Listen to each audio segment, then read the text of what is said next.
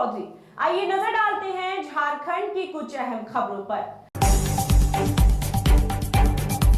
रांची विश्वविद्यालय के तत्वाधान में रीज रंग युवा महोत्सव का आगाज आज रांची विश्वविद्यालय परिसर डॉक्टर श्यामा प्रसाद मुखर्जी महाविद्यालय के समीप स्थित आर्यभट्ट सभागार में हुआ, जहां रांची विश्वविद्यालय के कुलपति डॉक्टर अजीत कुमार सिन्हा समेत विश्वविद्यालय के पदाधिकारी भी मौजूद रहे।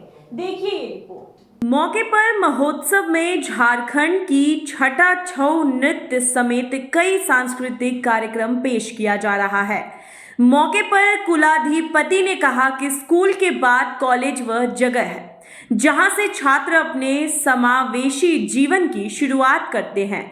इस तरह के आयोजन उन्हें आने वाले भविष्य के लिए तैयार करता है। उन्होंने ये भी कहा कि जब हमारा देश आजाद भारत के 100 साल पूरे कर रहा है, यानी कि 2047 में पहुंचा हो, तब यह विकसित रहे और इसमें युवाओं की भागीदारी सबसे ज्यादा होगी। फेस्टिवल हो रहा है, उसमें रांची यूनिवर्सिटी का ही पार्टिसिपेशन होना है।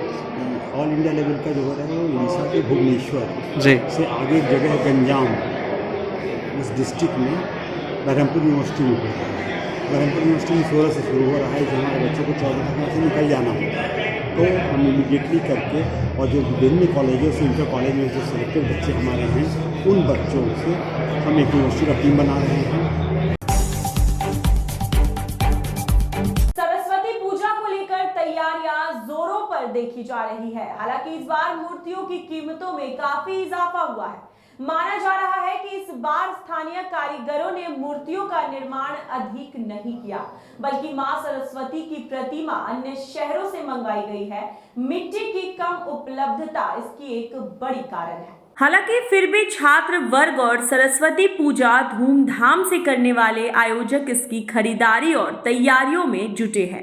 बता दें कि सरस्वती पूजा का त्योहार हर साल शुक्ल पक्ष की पंचमी तिथि को मनाई जाती है। मां सरस्वती को ज्ञान की देवी कहा गया है, इसलिए उनकी पूजा का महत्व भी काफी है। स्थानीय कारीगर मूर्तियों के अंतिम रूप देने में जुटे हैं। इनकी माने तो लगातार मिट्टी की उपलब्धता कम हो रही है। जिस मिट्टी से प्रतिमा निर्माण किया जाता है, वह मिट्टी सुदूर ग्रामीण क्षेत्रों में ही उपलब्ध हो पाता है। वहीं से लाने में बजट काफी बढ़ जाता है, इसलिए कम संख्या में ही मूर्तियों का निर्माण किया जा रहा है। और डिमांड हम लोग तो देते हैं ये छोटा सबको 700-800 में, और बड़ा का कुछ ज़्यादा रेट है। तो इस बार खरीदारी करने के लिए लोग क्या बुकिंग पहले से करा लिया, किस तरह से बिक्री है? बिक्री बुकिंग होता है, कुछ लोग पूजा के एक हफ्ता पहले आता है, कुछ महीना पहले आता है, और कुछ तो उसी दिन आ जाते हैं। हाँ, बहुत कुछ है। देखिए यहाँ कुछ मंदिर टाइप से यहाँ हंस है, और वो हंस पे बैठी है, वहाँ पेड़ पे बैठी है, खड़ा है। इधर देखिए, क्या नाम है आपका? मेरा नाम संतोषी कुमारी। जमशेदपुर के परसुडीह थाना अंतर्गत सिपोर डेरा निवासी कमल साहू के घर काम कर रहा मजदूर गणेश चौथे तल्ले से गिरकर गंभीर रूप से घायल हो गया। घटना के बाद सहकर्मियों ने उसे घायल अवस्था में इलाज के लिए तत्काल टीएमएच पहुंचाया, जहां डॉक्टरों ने उसे मृत घोषित कर दिया। देखिए पूरी खबर। गणेश मूल रूप से धालभूमगढ़ का रहने वाला था। वह पेंटिंग का काम करता था।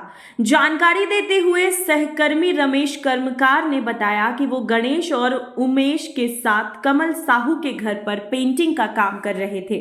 सभी चौथे तल्ले में सेफ्टी बेल्ट लगाकर काम कर रहे थे। इसी बीच सेफ्टी बेल्ट खुलने से गणेश पड़ोसी की छत पर जा गिरा। आनन फानन में उसे लेकर टीएमएच पहुंचे, पर उसने रास्ते में ही दम तोड़ दिया।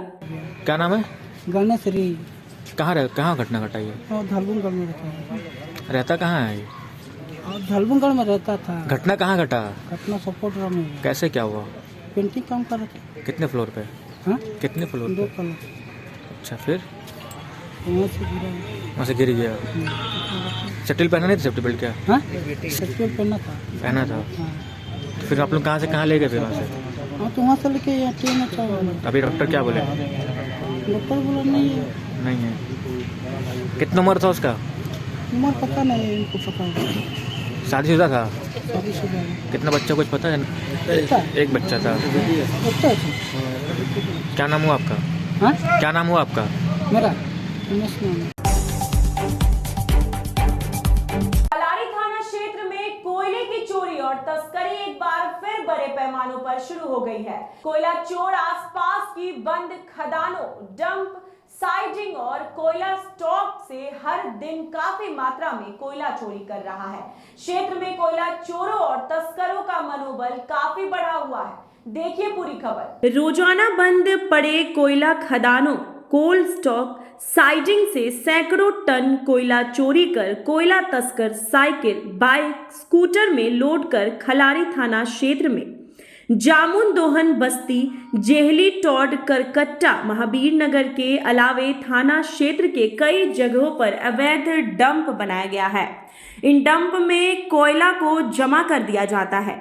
रात होते ही कोयला तस्कर डंप से ट्रैक्टर, टेम्पो, पिकअप वैन के माध्यम से इसे मांडर, विजुपारा, चान्हो के ईंट भट्टों में पहुंचाया जाता है। सबसे आश्चर्य की बात यह है कि इतने बड़े कोयला की तस्करी क्षेत्र में हो रही है और प्रशासन अनजान है। जब जवाबदेही अधिकारियों से इस विषय में बात की गई तो उन लोगों का कहना है कि लगातार शिकायत मिल रही है। कोयला तस्करी में जो लोग शामिल होंगे उसे किसी भी कीमत में बख्शा नहीं जाएगा और ऐसे लोगों के खिलाफ सख्त कार्रवाई भी की जाएगी। खलारी के अंचल अधिकारी शिशुपाल आर्य के स्थानांतरण के बाद शुक्रवार को स्थानीय प्रखंड सह अंचल कार्यालय के राजीव गांधी सेवा केंद्र सभा भवन में प्रखंड और अंचल कर्मियों के द्वारा एक समारोह का आयोजन कर उन्हें समारोह पूर्वक विदाई दी गई। देखिए पूरी खबर। वहीं नए अंचलाधिकारी प्रवीण अम्बष्ट का स्वागत किया गया। मौके पर सभी कर्मचारियों ने सीओ आर्य को उपहार भेंट कर एवं उन्हें माला पहनाकर उनका स्वागत किया। सीओ आर्य का तबादला देवघर अंचलाधिकारी के पद पर हुआ है। वह 2021 से 2024 तक लगभग 3 वर्ष खलारी अंचलाधिकारी के पद पर रहे हैं। कर्मियों ने कहा कि जिस कार्य कुशलता एवं व्यवहार कुशलता के साथ इन्होंने अपने दायित्व का निर्वहन किया है उसे कभी भुलाया नहीं जा सकता। मौके पर सीओ आर्य ने कहा कि खलारी के जिस तरह यहाँ के लोगों, जनप्रतिनिधियों, पदाधिकारियों एवं कर्मियों का उन्हें सहयोग, स्नेह मिल रहा है उसे वो कभी भूल नहीं पाएंगे। वहीं नव पदस्थापित सीओ प्रवीण अम्बष्ट ने कहा कि अंचल के लोगों का जो भी समस्या होगा इसे पूरा किया जाएगा। इस अवसर पर खलारी बीडीओ संतोष कुमार, सीआई प्रखंड प्रमुख सोनी तिग्गा, बुढ़मू के नए सीओ सचितानंद वर्मा, बुढ़मू के सीओ शंकर विद्यार्थी, विद्यालय प्रतिनिधि श्याम सुंदर सिंह सहित अंचल के कर्मी मौजूद थे। विद्यार्थी श्याम सुंदर जी, माननीय हमारे जो भी ग्रामीण हैं, जनप्रतिनिधिगण, पत्रकार वर्ग, सबको जो है उनके साथ कार्यशैली का बहुत अच्छा रहा। यहाँ के ग्रामीणों का, पत्रकारों का काफी हमें सहयोग मिला और कि आपकी समस्या का मैं समाधान कर दूंगा तुरंत, लेकिन आपकी समस्या में आप मुझे खड़ा जरूर पाइएगा, इसके लिए मैं आपको आश्वस्त करता हूँ।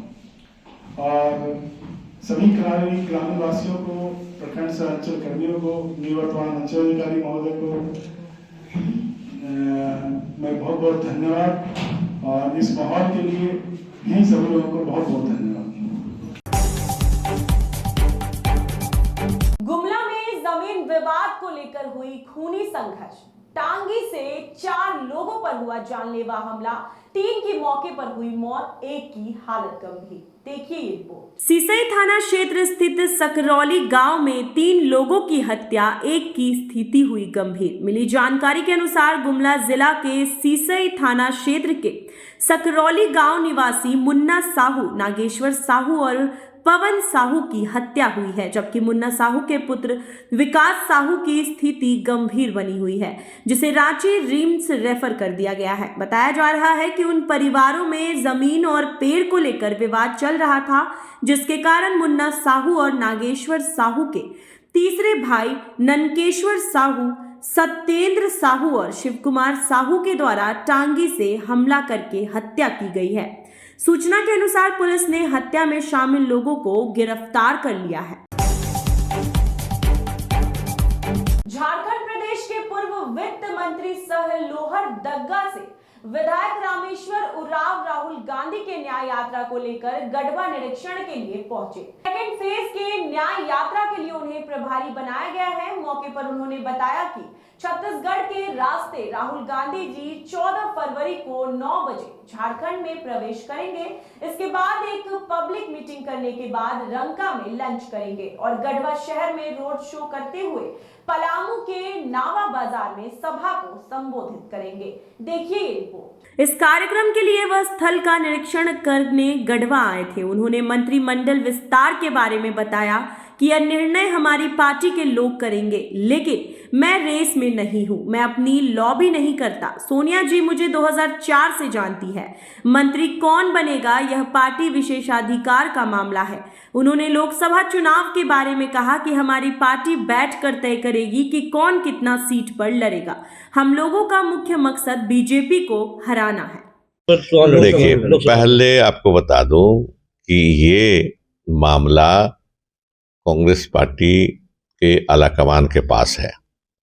जेएमएम आरजेडी वहाँ तीनों मिलेंगे और झारखंड के बारे में लोकसभा सीटों का बंटवारा करेंगे। वहाँ क्लेम रखा जाएगा झारखंड की ओर से। कांग्रेस पार्टी के जो हैं लोग, वो यहाँ पर अध्यक्ष हैं और लोग हैं, वो रखेंगे कि कहाँ कहाँ हमको मूल्यांकन करेंगे हम लोग हर सीट में। देखिए, इस बार इरादा क्या है? इरादा है बीजेपी को हराना। तो जैसे तैसे मांग करके सीट हम ज्यादा से ज्यादा लड़े, उसे क्या होगा? शुक्रवार को झारखंड के मुख्यमंत्री चंपई सोरेन जमशेदपुर पहुंचे, जहां उन्होंने पूर्व मुख्यमंत्री हेमंत सोरेन के ड्रीम प्रोजेक्ट अबुआ आवास योजना के लाभों को स्वीकृति पत्र प्रदान किया। उनके साथ मंत्री सत्यानंद भोक्ता, पूर्व मंत्री बन्ना गुप्ता सहित कोल्हान के सभी विधायक मौजूद रहे। आपको बता दें कि पूर्व मुख्यमंत्री हेमंत सोरेन ने कोल्हान की धरती से ही अब वह आवास योजना की परिकल्पना की थी। हालांकि राज्य के बदले राजनीतिक घटनाक्रम के बीच फिलहाल वे ईडी की हिरासत में है, मगर राज्य में झारखंड मुक्ति मोर्चा, कांग्रेस और राजद गठबंधन की सरकार कायम है, जिसके मुखिया चंपई सोरेन है। उन्होंने पूर्व मुख्यमंत्री हेमंत सोरेन के कार्यों को आगे बढ़ाने का बीड़ा उठाया है। विदित हो कि कोल्हान प्रखंड जिसके मुखिया चंपई सोरेन है, उन्होंने पूर्व मुख्यमंत्री हेमंत सोरेन के कार्यों को आगे बढ़ाने का बीड़ा उठाया। विदित हो कि कोल्हान प्रमंडल से पूर्व मुख्यमंत्री हेमंत सोरेन ने इस योजना की घोषणा की थी। यही वजह है कि शुक्रवार को कोल्हान की धरती से ही योजना के लाभुकों के बीच स्वीकृति पत्र प्रदान किया गया। साथ ही लाभुकों के खाते में पैसे ट्रांसफर किए गए। इससे पूर्व मुख्यमंत्री की एक झलक पाने को लेकर जमशेदपुर की जनता सैकड़ों पर आतुर नजर आई, जहां पारंपरिक तरीके से मुख्यमंत्री का स्वागत किया गया। अपने संबोधन में मुख्यमंत्री चंपई सोरेन ने राज्य के लोगों को भरोसा दिलाया कि पूर्व मुख्यमंत्री हेमंत सोरेन ने जनता से जो भी वादे किए थे, उनकी सरकार उसे हर हाल में पूरा करेगी।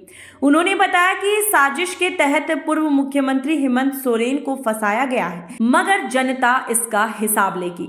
उन्होंने आगे कहा कि कोरोना महामारी के दौरान हेमंत बाबू ने जिस तरह से राज्य की जनता को बचाया, इसे विपक्षी पचा नहीं सके और शुरू से ही हमारी सरकार को स्थिर करने का काम किया। लाचार स्वास्थ्य व्यवस्था हमें विरासत में मिली थी, मगर हेमंत बाबू के हौसले ने राज्य की जनता को बचाने का काम किया है। कोल्हान की धरती खनिज संपदा से परिपूर्ण है, मगर यहाँ के आदिवासी मूलवासी आज भी फटेहाल है।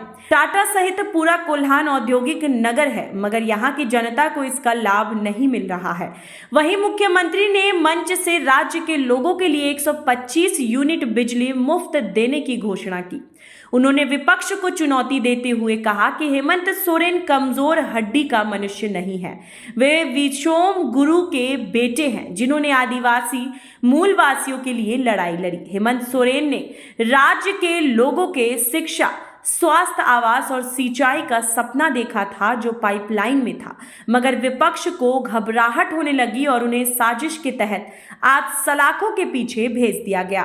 मंच में मुख्यमंत्री ने झारखंड के सभी पदाधिकारी से अपील करते हुए भरोसा जताया कि प्राथमिकता के आधार पर समाज के अंतिम पायदान पर बैठे लोगों तक सरकार की जन कल्याणकारी योजनाओं का लाभ पहुंचाए, जिससे राज्य की जनता को इसका लाभ मिले और झारखंड खुशहाली के पथ पर अग्रसर रहे। विधायक पान्ना गुप्ता, श्रीमती जोबा माझी, दीपक बिरुआ, नीरल पुर्ती, दशरथ गगराय, ये जो हेमंत बाबू का सोच था,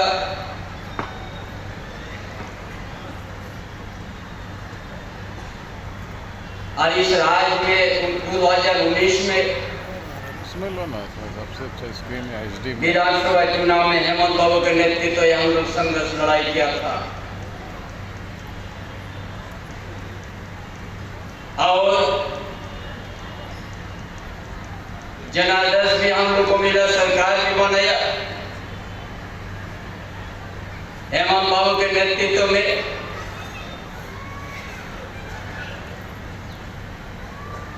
गुप्ता जी, कोल्हान के सभी सम्मानित माननीय विधायकों का, मुख्यमंत्री जी के सचिव विनय चौबे जी, कमिश्नर साहब, डीआईजी साहब, तीनों जिले के उपायुक्त, तीनों जिले के एसएसपी। अभी के लिए बस इतना ही। झारखंड से जुड़ी ऐसी ही तमाम बड़ी खबरों को जानने के लिए आप बने रहिए हमारे साथ और देखते रहिए G24।